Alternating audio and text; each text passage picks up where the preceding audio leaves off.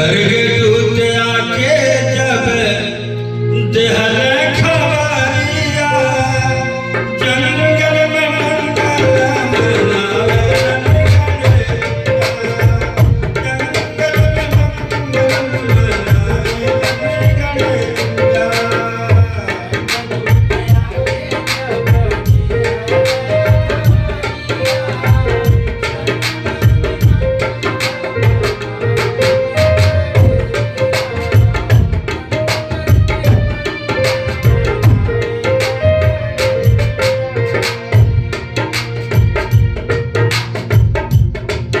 अपने अपने भेड़ों की करते रखवाली हर घर का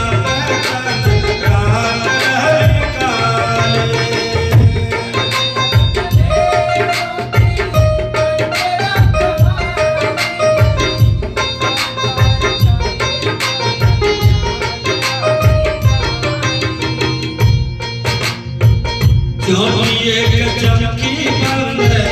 भैली नजरिया ज्योति एक चमकी बंद भैली नजरिया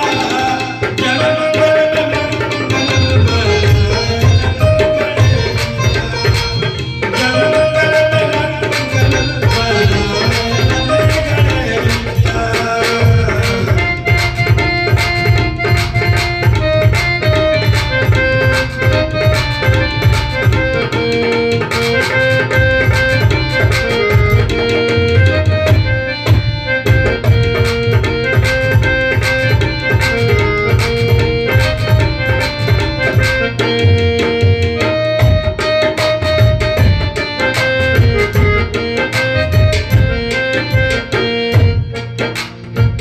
बोला स्वर्गदूत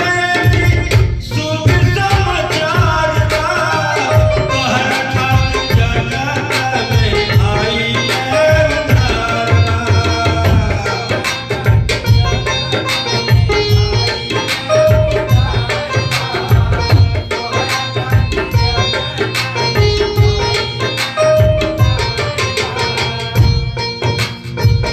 सोनी करके मन में उठल खुशी